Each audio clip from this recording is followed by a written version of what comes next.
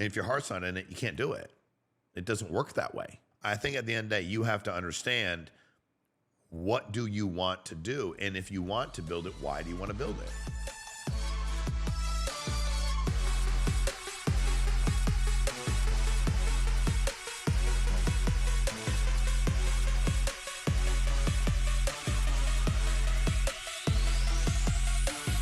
All right, guys, welcome to True Talk. I appreciate you, and I appreciate you watching this, and I appreciate your time. I think that when you start to be involved in any business, you start to decide that you're going to be independent, be an entrepreneur, be a businessman, be a businesswoman.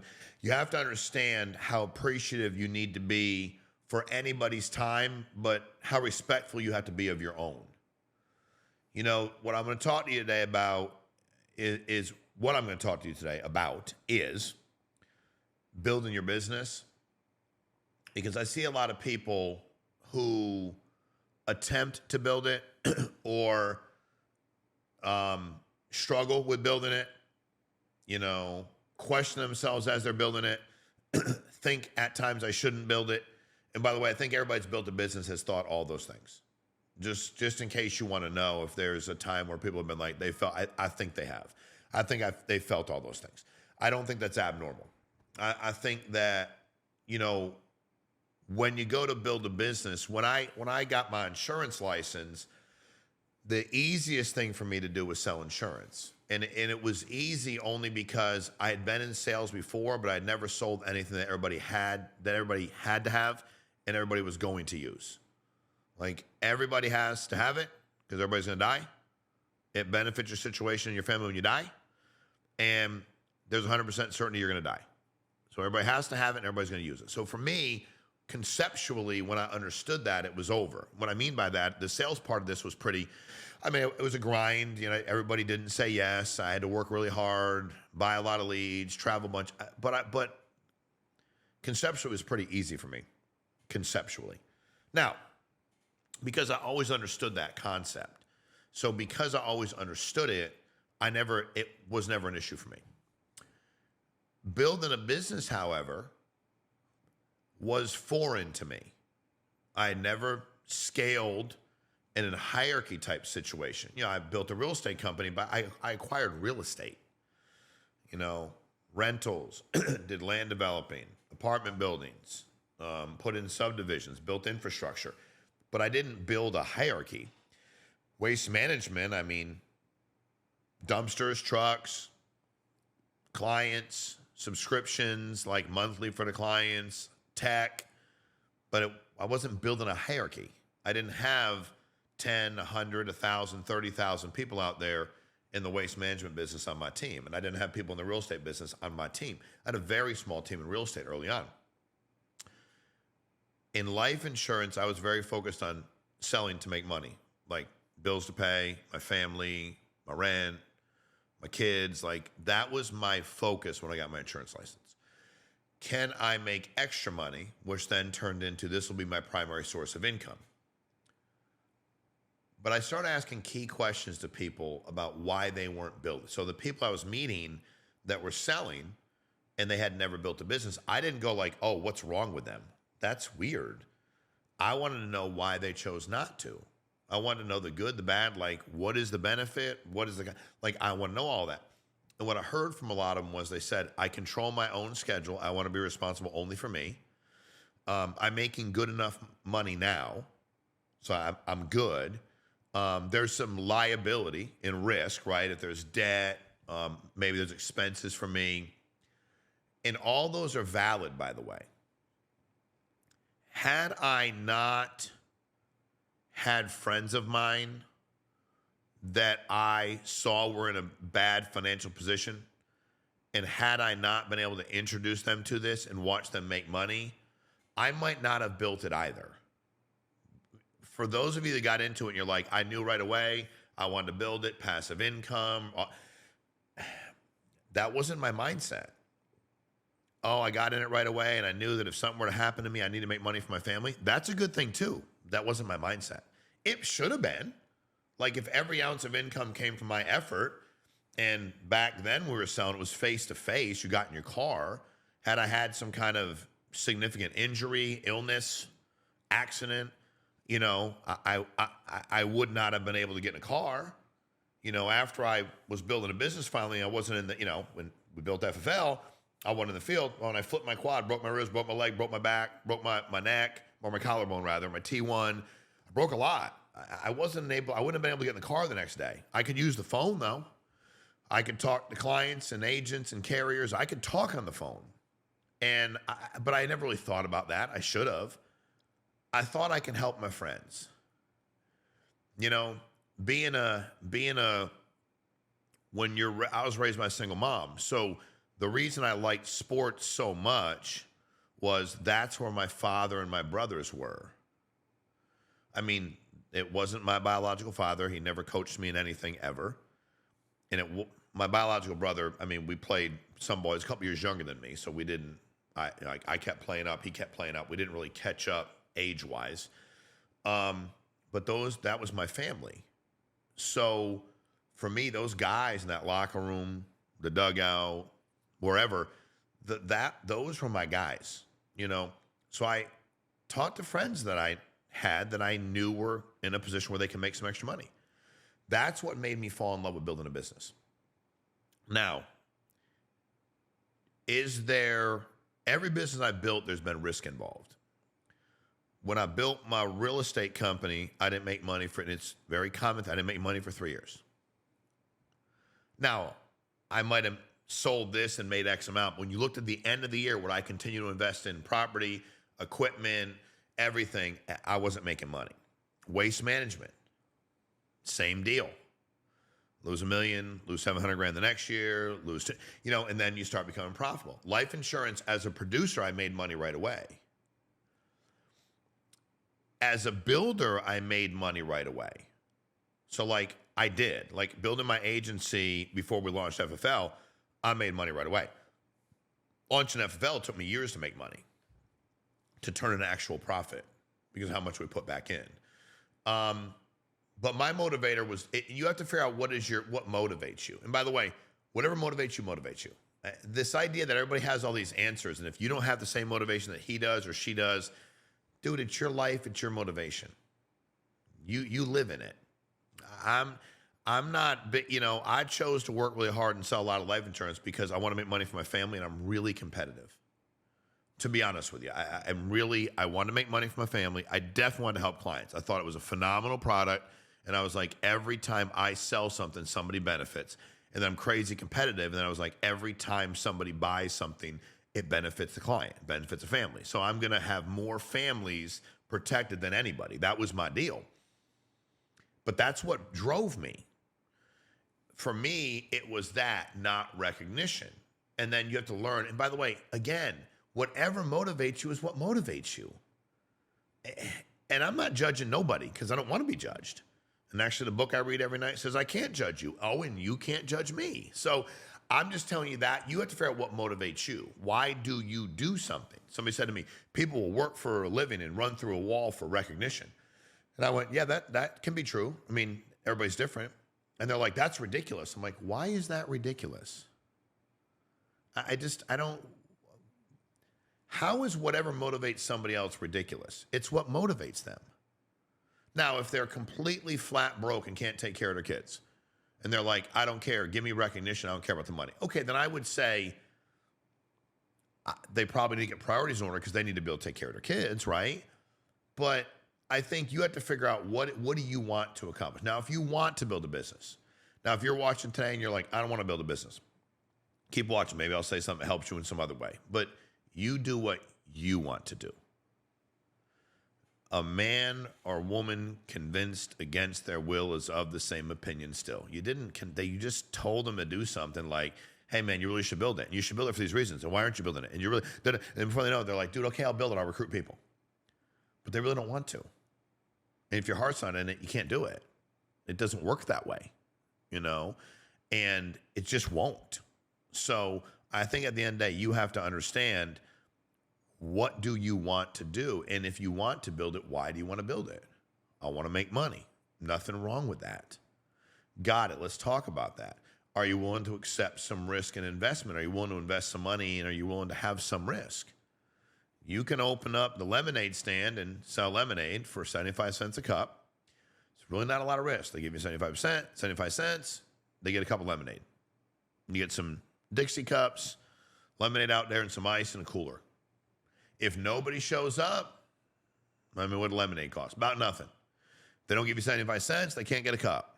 But if you decide to open up the mobile gas station across the street, and you need to finance it, you need to get the inventory and finance that, salaries, I mean, you're out a lot of money before you make a dollar. Now, the lemonade stand might be a better margin. What I mean by not margin, what you're making a cup of lemonade, but what I mean is if you sell 100 glasses a day, but you spend about nothing to do it, and 80% of what you get you keep, or 90%, that's fine, dude. But I'd take 9% over at the mobile, because I'm hoping it's hundreds of thousands of dollars a day, right? It's a matter of what do you want to accomplish. I started to understand big business really well. I started to understand why people are like, well, I keep 80% of my money. I'm like, well, how come these Fortune 500 companies keep 8, 9, 10, 12, like 15? Like I started to realize that a little bit of a lot becomes more than enough. And I started understanding that I did not need to have any, there's nothing that makes you qualified or unqualified to build a team. Where I get frustrated a lot for people is when they're recruiting and talking to people. And I'm frustrated for them, not at them. And they're like, this guy's unbelievable. He's going to be, dude, he's unbelievable. Like, oh, I'm in Wyoming. I'm going to have him talk to you. And I talk to the guy, and I'm not mad at him, but like, he's not making any money, and you're selling 30 a month. I don't care if you've been in the business 2 and he's been in it 30. Matter of fact, I prefer your methodology because you're more profitable than him after all these years, but also you're really good. As long as you work hard, and as long as you genuinely want to see people win, and as long as you are attentive to like you work in your business, there's no magical criteria. Well, I've not been here long enough, or this person has this experience over here. This one, when I meet you, if you want me to invest in what you do, I have to believe that you believe in you. That's it. I have people ask me all the time. They pitch me on stuff, send in their business proposals, show me their numbers. But I want to meet them.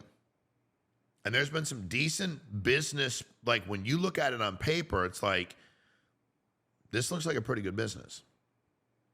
And then I meet the person, I'm like, I don't know if they're bought into themselves. I don't know if they believe in themselves. Like, if they don't believe in themselves, what am I going to do? Like, how can I believe in them more than they believe in themselves? That's fine if I'm trying to recruit you and get you to sell a policy. That's not fine if you're already the owner of the business and you want me to invest my money in it. I can invest my time into somebody that doesn't believe in themselves yet because I'm hoping I'll get a return on my time. But if I got to invest like a significant amount of money and you don't believe in you, I can't run the company. I can't run your agency. So you have to build that self-image. You don't have to be all-knowing. You don't have to have every answer. You don't have to have anything except for a good work ethic and a concern for other people and their well-being. Clients, agents. There's no playbook on what you can or can't. Like, there's no, well, I don't want to do this to leads. I don't want to invest this kind of money. You figure out what you want to do. What I will tell you is when people start making people start making money, you'll make your override. But when they make money and you start hearing the stories of people that were in a position where they weren't making any money, you introduce them an opportunity and they start making money, then they give you credit for it. And you're like, no, I didn't do the work, you did. So your job is to give the credit back to them because they did the work, you didn't do the work. You got them, into the business. You gave them some information. Listen, again, if you take all the credit for their success, you have to take all the blame for their failure. You don't want to do that. So I'm very much like, I'm happy he did it. And by the way, if you didn't go to work and you didn't make any sales, that's not on me. It's 100% on you. You win, 100% on you, great work. You fail, 100% on you, let's get better. So for me, it's getting people to understand that it's hard to explain what it feels like to know that you help financially change somebody's life. That's why I built a big business. That's what got me excited. That's what made me compete. And then that competitive edge, I've not lost that. So if you want to run a company and pay people 45, 50% commission, Good, then I'm going to work hard to compete with you and help them not get paid that low and get them to work with me. I'm going to do that. If you don't pay bonuses, producer and or manager, even if you don't love my bonus every month, you don't pay one. Mine's better no matter what. You don't pay one. I'm going to try to recruit them and get them to come work with me. If they're required to sign a contract and I don't require them to sign a contract, I'm going to work hard to get them to come work with me. If you don't have the appropriate training, if you don't let people just be who they are, if you demand they buy leads from you, that's a great sign to know you got to quit. When they demand that you only buy leads from them, because there's just no way. Everybody has strengths, weaknesses. Each agent's different. Each client base, but the minute it's about you have to do this for me or I'm going to be mad at you, I'm going to recruit those people. Why would I not? And you should be doing the same thing. But my competitive edge kicks in. And I think for you, you have to start to understand what is your competitive advantage. The edge is you have it or you don't right now, and you can always get it. It's not hard to get. But what's your competitive advantage? You don't have to be the world's greatest anything. What do you do well? I work hard, Shawn. Great. Here's how much I sell a month. Great. I know my strengths and weaknesses. Great. If I don't know, I can ask for help. Great. If I hire an agent I don't know, I'll get the information for him. Great. I care deep about people making money. I'm going to do everything I can to help them. Great. What else do I need? Nothing. I'm good. If you're down with that, I'm totally good. I'm just good. It's getting people to understand that building this business will make you a lot of money when it's done right. It will. But it's also really, really rewarding to watch people you do and don't know. And no matter how long I do this for, the thing that still really gets me when I see them with their kids emotional is the guys I work with that I've worked with for a long time that have said, if I never they did the work, but if I had never found this opportunity, I wouldn't have had kids. And then I'm like, so those two kids would not be here. And those two kids would not be here. And they're probably going to have kids of their own. But you're telling me, had you not found a way to make good money, you would have made a conscious decision not to have children, which I'm not judging at all. But because you found a way to make money, you decided I'll bring kids in the world because I can support them. I want to talk about a humbling, uncomfortable, but amazing feeling. Dude, that supersedes the money.